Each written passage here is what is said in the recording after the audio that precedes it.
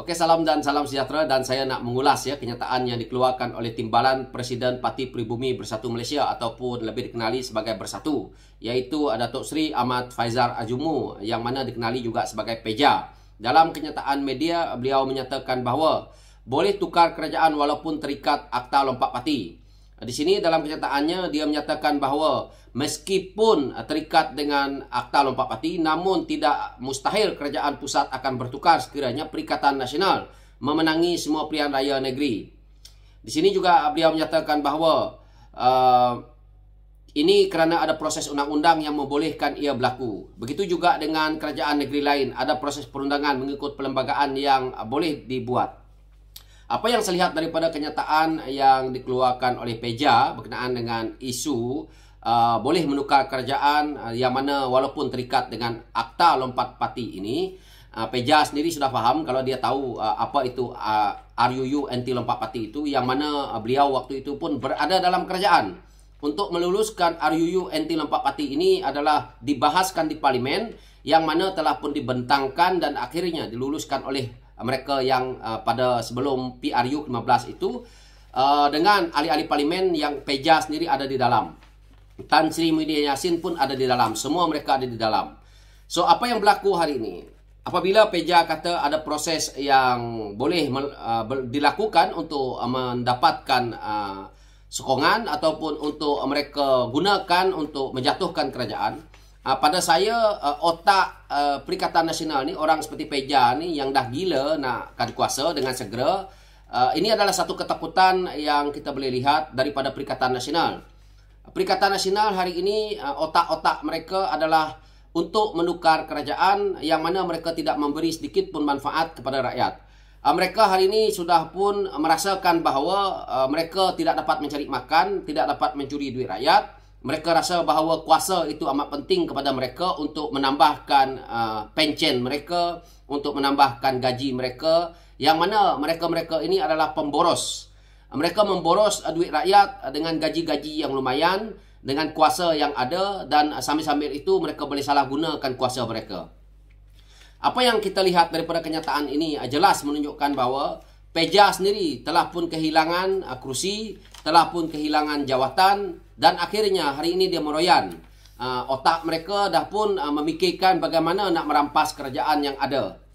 Dalam isu ini, Peja sendiri tahu bahawa RUU Anti Lompat Parti yang telah pun mereka luluskan sebelum PRU ke-15 itu memang telah pun menghalang mereka ini supaya tidak membeli, membuat jual beli dengan ahli-ahli parlimen ini. Yang mana harga ahli-ahli parlimen ini ataupun ahli-ahli parlimen ini seperti mereka-mereka ini pelacur politik. Dan kita lihat hari ini apabila dikeluar kenyataan seperti ini adalah pada saya yang mana RUU Anti Lompat Parti ini boleh saja ahli-ahli parlimen yang ada hari ini nak melompat, silakan. Tetapi impaknya adalah mereka juga ada perjanjian dengan parti-parti mereka. Jika Muhammad Faizal Azumu memikirkan bahawa ada cara lain untuk nak menukar kerajaan, memang ada. Satu cara saja yang ada hari ini, iaitu ataupun dua cara lah yang ada hari ini, iaitu yang pertama, Perdana Menteri yang ada letak jawatan. Maka bolehlah kita membentuk satu kerajaan baru, itu yang pertama. Yang kedua, penarikan sokongan dari komponen parti besar, seumpamanya seperti UMNO Barisan Nasional dan juga GPS Sarawak. Itu boleh menjatuhkan kerajaan yang ada. Tetapi daripada sisi-sisi lain saya tidak nampak. Dan Peja, ya, saya nak beritahu, kamu tak payahlah bermimpi di siang hari. Saya mengulas ini bukan saya takut kerajaan ini jatuh, tetapi kerana saya nak membidas supaya Peja jangan menipu kepada rakyat. Peja ni semua rakyat tahu dia boleh bercakap, tetapi semuanya pembohong. Dalam isu ini, ya, Peja sekarang ni nak berharap macam mana caranya untuk nak menjatuhkan kerajaan dan bagaimana untuk nak menukarkan kerajaan. Tidak semudah yang dia fikirkan. Perundangan telah pun menyatakan bahawa Perdana Menteri yang ada hari ini adalah sah. Sah yang mana telah pun juga diperkenan oleh Yang di-Pertuan Agong. Jadi apabila diperkenankan oleh Yang di-Pertuan Agong, nama yang dihantar dan orang yang layak menjadi Perdana Menteri itu Datuk Seri Anwar Ibrahim dengan sokongan majoriti yang ada, iaitu 2/3, iaitu 148 kursi yang ada hari ini. Maka macam mana Peja mengatakan boleh untuk nak menjatuhkan kerajaan? Itu yang pertama. dia tidak boleh samakan dengan apa yang berlaku di zaman Tun Dr. Mahathir Mohamad. Zaman Tun Dr. Mahathir Mohamad, kenapa kerajaan Pakatan Harapan itu tumbang? Kerana Tun Dr. Mahathir Mohamad meletak jawatan. Sekiranya dia tidak meletak jawatan, tidak semudah itu untuk nak mengambil alih kerajaan. Jadi perkara ini saya percaya Datuk Seri Anwar Ibrahim selaku Perdana Menteri yang ada hari ini tidaklah gila. Tidaklah juga gila dengan nak mempertahankan kuasa untuk menyakau duit rakyat. Saya rasa dia tidak akan letak jawatan yang macam Tun buat. Dan apa yang kita lihat, sokongan. Jika Peja merasakan bahawa sokongan boleh mereka tarik daripada orang-orang Melayu, daripada kalangan ahli parlimen untuk menjatuhkan kerajaan hari ini, pun tidak akan berlaku. Kerana saya percaya tim UMNO Barisan Nasional yang diketuai oleh Datuk Seri Zahid Hamidi tidak akan berganjak untuk nak meletakkan jawatan ataupun mereka tiba-tiba menarik sokongan daripada kerajaan yang ada hari ini. Peja nak bercerita tentang isu mereka boleh melakukan rampasan kuasa dengan perundangan dan sebagainya. Jika Peja berani buat, saya cabar. Dan saya percaya proses yang Peja nak lakukan tidak ada, melainkan apa yang saya ulas di sini tadi. Dan Peja nak mengharap bahawa mereka nak menubuhkan kerajaan Melayu Islam. Tak akan boleh. Dengan ahli parlimen yang ada hari ini, selepas PRU ke-15, saya cabar Peja untuk lakukan apa yang dia katakan ini. Selepas PRN ini nanti. Peja cuba lakukan. Jadi ini satu pembohongan. Tak akan berlaku. Kerana GPS tidak mungkin akan menarik sokongan daripada kerajaan yang ada hari ini. Jika 30 orang ahli parlimen daripada Barisan Nasional UMNO ni nak menarik sokongan, pun silakan.